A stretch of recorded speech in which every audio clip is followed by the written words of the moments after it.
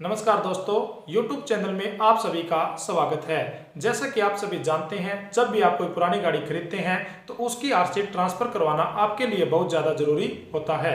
यदि आप ऐसा नहीं करते और यदि किसी कारणवश आपकी गाड़ी के साथ कोई घटना या दुर्घटना हो जाती है तो आपको क्लेम लेने में काफ़ी ज़्यादा प्रॉब्लम आती है। हम आपको यहाँ पर बताएंगे कि आप किस प्रकार दिल्ली से यदि कर्नाटक के लिए गाड़ी खरीदते हैं तो आप उसकी आरसी को ऑनलाइन ट्रांसफर किस प्रकार करवा सकते हैं। यदि हम यहाँ पर गाड़ी की बात करें तो आप बाइक या फिर कार भी खरीद सकते हैं।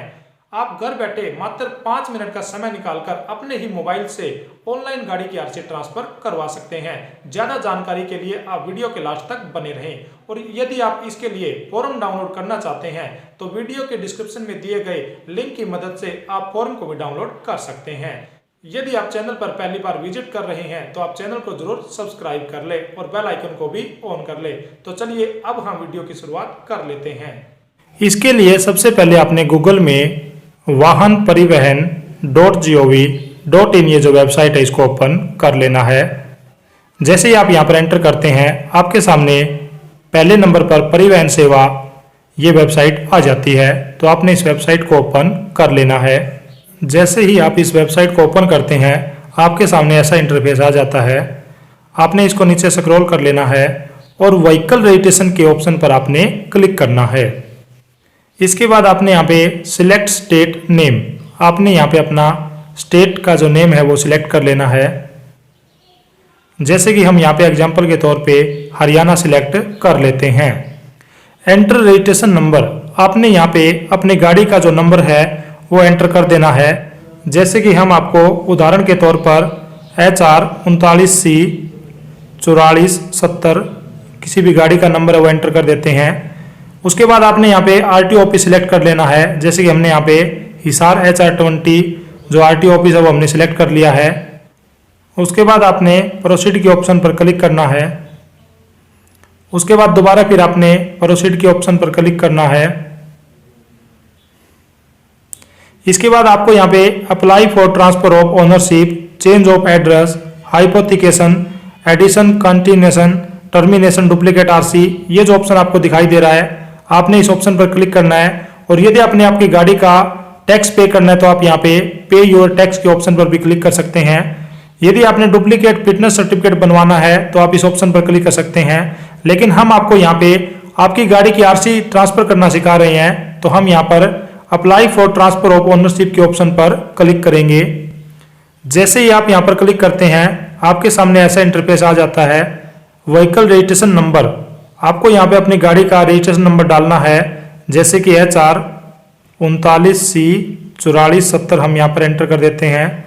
उसके बाद आपने चेसी नंबर एंटर करना है और आपका चेसी नंबर का आखिरी के जो 5 कैरेक्टर है वही आपने एंटर करने हैं।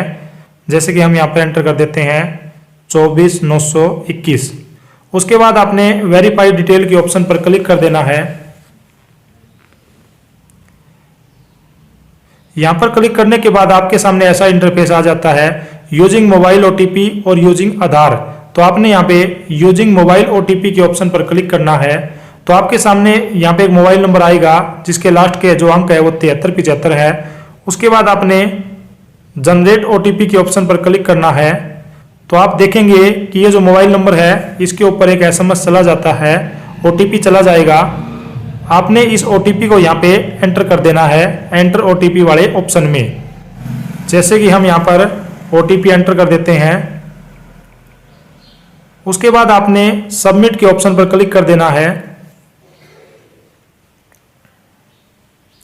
आप यहाँ पर देखेंगे कि आपके सामने काफी ऑप्शन आ जाते हैं, transfer of ownership, termination of hypothecation, duplicate RC. तो हम यहाँ पर आपकी गाड़ी की आरसी को ट्रांसफर करना सिखा रहे हैं। तो ट्रांसफर ऑफ ओनरशिप के कॉलम पर हम यहाँ पे क्लिक करेंगे।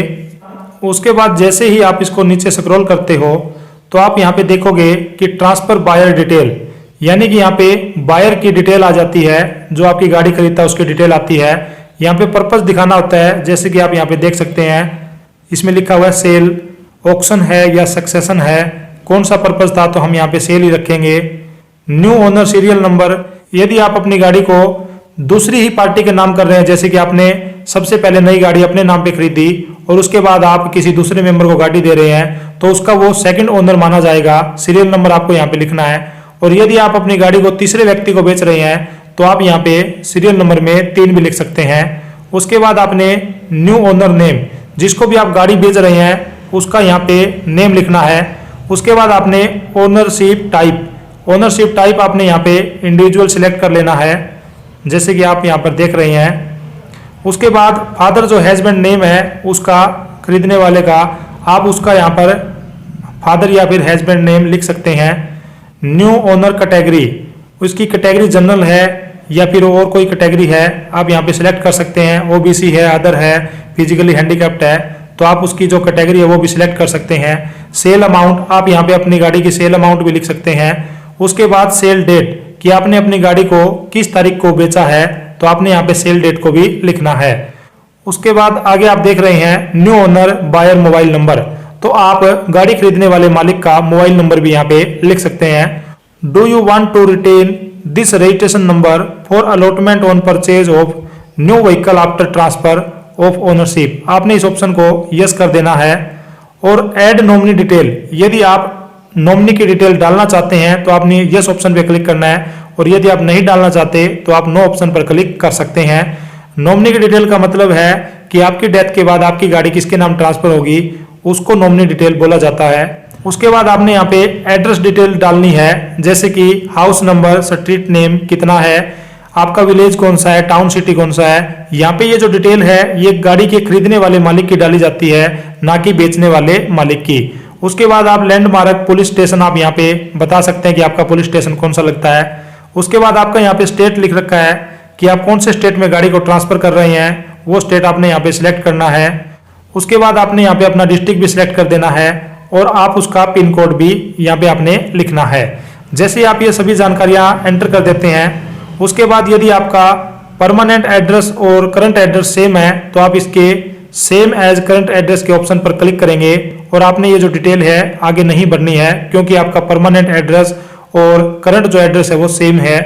उसके बाद आपने यहाँ पे इंश्योरेंस की डिटेल आ जाती है, जैसे कि आपकी गाड़ी का जो इंश्योरेंस टाइप है वो थर्ड पार्टी है या फर्स्ट पार्टी है, वो आपने यहाँ पे सिलेक्ट कर लेना है। इंश्योरेंस कंपनी आपकी कौन सी है, किस कंपनी से आपने इंश्योरेंस करवा रखा है, उस कंपनी का नाम आपने यहाँ पे सिलेक्ट कर लेना है। जैसे ही आप इस ऑप्शन पर क्लिक करते हैं आपके सामने काफी सारी कंपनी आ जाती है, तो आप अपनी गाड़ी के बीमे में आप अपनी कंपनी देख सकते हैं कि आप किस कंपनी का यहाँ पे बीमा करवाया हुआ है। उसके बाद पॉलिसी नंबर यहाँ पे ऑटोमेटिक चक लेता है, यदि नहीं चकता तो आप यहाँ पे पॉलिसी नंबर डाल सकते हैं। आपके इंश्योरेंस की जो डेट है वो कब से लेकर कब तक रिन्यूअल है, आप उसकी डेट भी, बीमे करवाने की स्टार्टिंग डेट और लास्ट डेट को भी आपने यहाँ पे एंटर कर देना है। तो आपने ये जो जानकारी है पूरी की पूरी यहाँ पे इसमें एंटर कर देनी है, और आपने ध्यान रखना है कि आप कोई भी जानकारी गलत तरीके से मत डाले, आपने बहुत ही सूझबूझ के साथ यहाँ पे अच्छे से जानकारी डालनी है। उसके बाद यहाँ पे आप फीस पैनल भी देख सकते हैं। ट्रांसफर ऑफ ओनरशिप, यानी कि आपको 500 रुपये ट्रांसफर ऑफ ओनरशिप की फीस लगेगी, और स्मार्ट कार्ड फीस, यदि आप स्मार्ट कार्ड बनवाते हैं तो आपको यहाँ पे 200 रुपये फीस देनी पड़ेगी। इस प्रकार टोटल जो आपकी फीस है 700 रुपये आप यहाँ पर देख सकते हैं, आपको 700 रुपये यहाँ पे फीस देनी पड़ेगी। सेव एज ड्राफ्ट, लास्ट में आपने फीस कटवाने के बाद सेव एज ड्राफ्ट ऑप्शन पे क्लिक करना है, और उसके बाद यहाँ पे आपकी जो फीस है वो कट हो जाती है। आप गूगल पे से, फोन पे से, एटीएम कार्ड से, डेबिट कार्ड से, क्रेडिट कार्ड से, आप किसी भी माध्यम से यहाँ पे आप पेमेंट कर सकते हैं। उसके बाद आपको एक एप्लीकेशन नंबर मिल जाता है, आप उस एप्लीकेशन नंबर की मदद से आरटीओ ऑफिस में विजिट करने का जो दिन है आप उसको सिलेक्ट करते हैं। जिस दिन भी आप फ्री होते हैं उसी दिन का टाइम आप बुक कर सकते हैं, और जो भी आप टाइम यहाँ पे दिन यहाँ पर बुक करेंगे उसी दिन हम अभी आपको डॉक्यूमेंट बताएंगे, वो सभी डॉक्यूमेंट लेके आपने अपने आरटीओ ऑफिस में जाना है। वाहन की आरसी ट्रांसफर करते समय लगने वाले जरूरी डॉक्यूमेंट की अब हम बात कर लेते हैं। फॉर्म नंबर 29 और फॉर्म नंबर 30, आपको इस फॉर्म की जरूरत पड़ती है। आप यह फॉर्म कोर्ट से या फिर आप फोटोस्टेट की दुकान से भी इस फॉर्म को ले सकते हैं, या फिर आप इस फॉर्म को वेबसाइट की मदद से गूगल से भी डाउनलोड कर सकते हैं, और आपने इस फॉर्म को अच्छे से भर लेना है। गाड़ी की आरसी, आपकी गाड़ी की ओरिजिनल आरसी की आपको यहाँ पे जरूरत पड़ती है। गाड़ी का इंश्योरेंस और आपको यहाँ पे एक वैलिड इंश्योरेंस की जरूरत पड़ती है। यदि आपकी गाड़ी का इंश्योरेंस वैलिड नहीं है तो आप यहाँ पे अपना वैलिड इंश्योरेंस बनवा सकते हैं। यहाँ पे एक्सपायर इंश्योरेंस काम नहीं करेगा।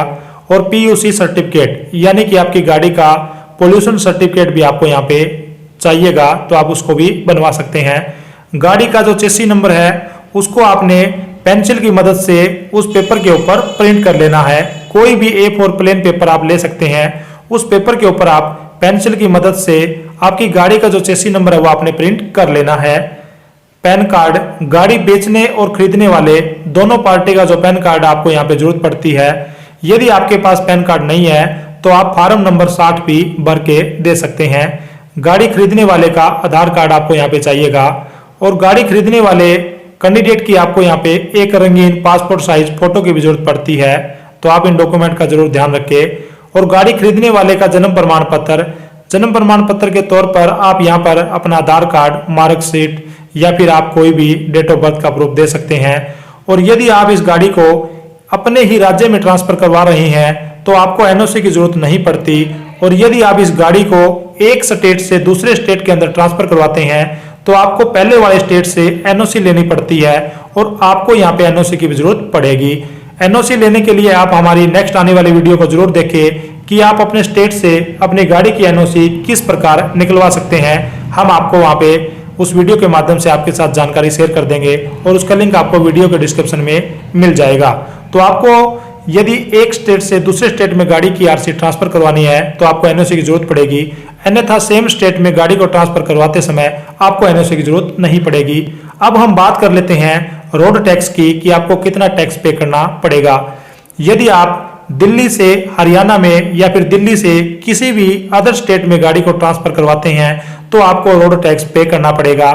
यदि आप अपने ही स्टेट में गाड़ी ट्रांसफर करवाते हैं सेम स्टेट में तो आपको रोड टैक्स पे नहीं करना पड़ेगा। इस बात का भी आप लोग ध्यान रखें। तो आपको कितना टैक्स पे करने पड़ेगा इसकी जानकारी आप RTO ऑफिस से ले सकते हैं। और यदि अब भी किसी साथी के मन में गाड़ी की RC ट्रांसफर करवाते समय कोई भी किसी भी प्रकार का सवाल या जवाब आपके मन में रह गया है तो आप अपना सवाल हमसे क्लियर कर सकते हैं। वीडियो में कमेंट के माध्यम से आप अपना सवाल लिख दें, हम आपके सवाल का तुरंत रिप्लाई करेंगे। और हमारे द्वारा दी गई जानकारी आपको कैसी लगी लाइक, शेयर और कमेंट के माध्यम से जरूर बताएं। धन्यवाद। जय हिंद।